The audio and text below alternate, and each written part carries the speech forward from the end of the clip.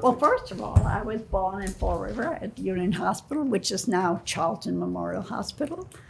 And of course, prior to that, my mom and my dad met here in this building in and my mom lived in Tiverton, but my dad lived in Little Compton. And so this is where they met, at a dance. And they had 3 children, and I'm the middle child. But my dad was an immigrant farmer from the Azores, and he came here when he was 3 years old and worked on farms hard. Was left to help bring up his remaining family, his mother and sister, because his other siblings died very young, and his father with tuberculosis at that time. So he was a hardworking farmer, and he worked a red top farm for 30 years. And that's where I grew up, was on Red Top Farm. And that was a happy place. You know, I remember it being a nice place to stay. And Mr. Scherer was a very nice man, a tall man, and very good and very nice, you know. But, and then we just spent our days playing, you know, when we were little, playing Little Sally Waters or what was the other one? Or Ring Around a Rosie or something like that, or playing on the swings. As I got older, we played kick the can, hide and seek, sardines, swinging from the pear trees, or seesaw, and doing somersaults and cartwheels, you know, all the fun things that I'm not sure children do these days. I don't know what they do other than videos. And everything has to be instant joy, but we made our own joy. And in the summertime, we were able to go to the beach because the beach was just down below us, the Sakana River. And so we were able to go there with supervision as early. But as we grew up, we could go by ourselves down there.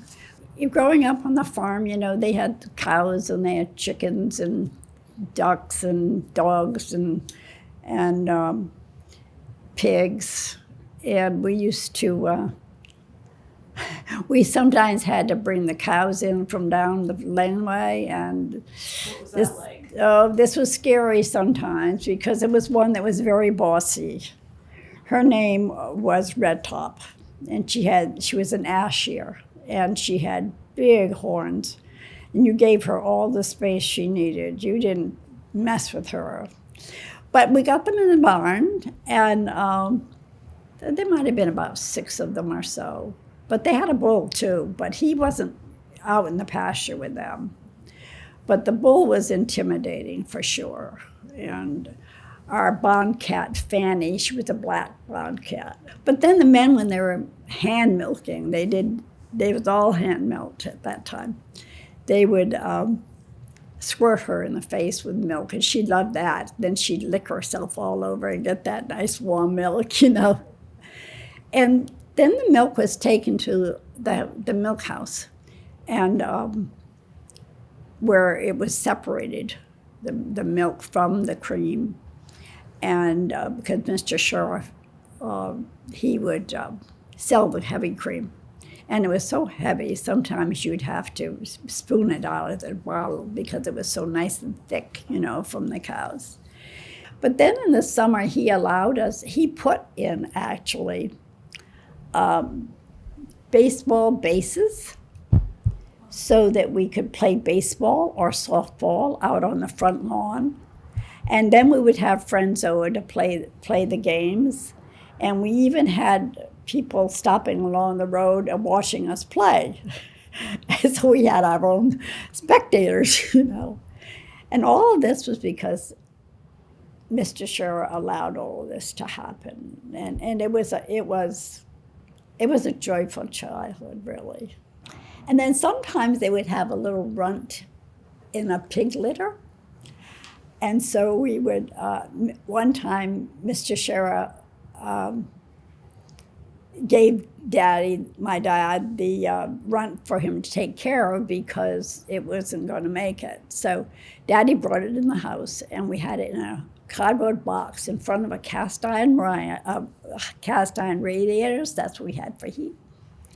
And I brought it up, feeding it, and sold it back to Mr. Scherer, who owned it to begin with, for $20. Well, that was the biggest thing that ever happened.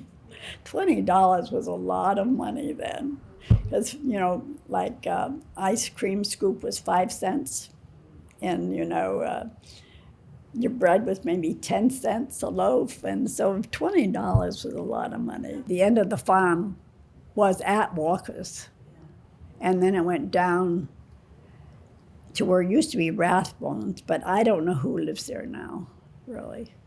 But that whole farm was from there right to the shore.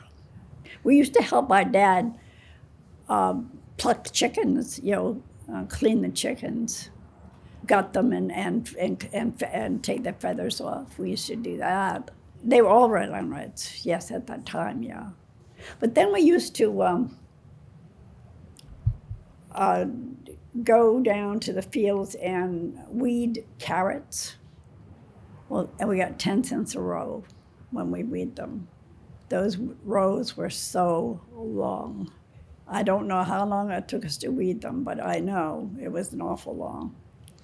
But down in that same area, we used to pick wild grapes with my mom, and then wild blueberries up at my aunt's farm.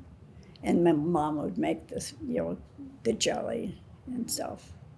So those were just fun things to do, Then once in a while, my dad would take us up Old Mill Hill Road, but he would tie the sleds to the bumper, the back bumper, and then the person in the back end of the sled would have the other rope around them, so it was like a little train.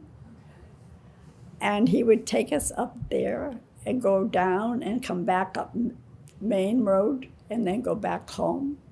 Of course, you can't do that now. Safety, nobody would allow that. And we have sliding parties on Peckham Road, right there on Peckham and East Road. You start there and you go down. Of course, a long way back up, but it was fun. And we have skating parties. And we would skate mostly on, we'd come here to Adamsville. That was a big deal if you got to Adamsville to skate. But we would also skate on, there was a pond off South Shore Road on the right before those cabins. We used to have a skating gatherings there. We'd all skate there. So when you got to skate at Adamsville, you said it was a big deal. Oh, yeah. Why was it a big deal? Because there was no way of getting over here unless your parent brought you over here. And, you didn't go running around like you do now. It costs money for gas. And you made your own fun at home. And then, too, I remember you would go and visit people, your friends, like a Friday evening or a Saturday evening. Nobody visits people anymore unless it's a necessary thing. Of course, we were from 1 to 12. There was no kindergarten. My graduating class was 15, 10 boys and 5 girls. But in the grammar school classes, there were probably about maybe 30. I also was a cheerleader for the boys' baseball teams. I played baseball, basketball, volleyball, and we used to practice our basketball down at the Fort Church gym because there was no gym in Little Compton and J.F. Wilbur. But we used to do our practicing down there, And then I was a drum majorette for the band. And I did that for a couple of years, I guess. And but I remember, the school dances. We had a school dance every month. In 1947, I met my husband. I met him at the meeting house at the Commons. It was a tea room at the time that I was working at. And I worked there for 2 summers. And I think I got $10 a week, I think. I don't remember how many days I worked, but I got $10 a week. But the second year, I got $12. So I had gone up. But anyway, he stayed there for a weekend because one of my, not my classmates, but a friend of my classmates brought him home for a weekend. Brought him to Little Compton. He was from Ohio, and he was in the Navy. And this other classmate was in the Navy as well, so he brought him home for a weekend. It was a blind date. And I remember we went to Gray's Ice Cream and had banana ice cream. And so then 3 years later, we got married. And then I was a military wife. You know, I remember back when people used to hold hands and walk. You don't see that anymore. You used to look around at the beautiful fields and see corn stalks and haystacks. Those aren't anymore. You see these big marshmallows. I call them marshmallows. So the whole visual has changed. And but I would not live anywhere else. This is where I belong. This is where I will stay. But I can't say there's anything favorite that I do other than my friends and my stability that I have found here. What about the community? Because you've developed a community dinner, and that's a really big deal in town. Yes, it is. So what brought that on, the community dinner? My daughter lived in Colorado, my oldest daughter, and I have 2 daughters. And they had a big tragedy where a whole family died from I think it was a avalanche. It was something similar to that. I can't recall exactly which one, but it was a tragedy. They lost the family. And so the community out there decided they needed to get together. And they started a community dinner there. And as the years went on, it started to get bigger and bigger and bigger. And so after I remember it being on for about 3 years, I thought, I don't know, one fall I decided that it seemed like that we needed something. There was so much uncertainty and a bit of an unrest in the community of things that were happening or coming into, and so I talked to a few key people and got their input, and they thought it was a good idea too, so that's what it started. I think I started planning in 2017. I came up with the idea. The first one I think was in 2018. It is growing and growing and growing. We started out, I was hoping for the first year that we'd get 100 people. That was my goal.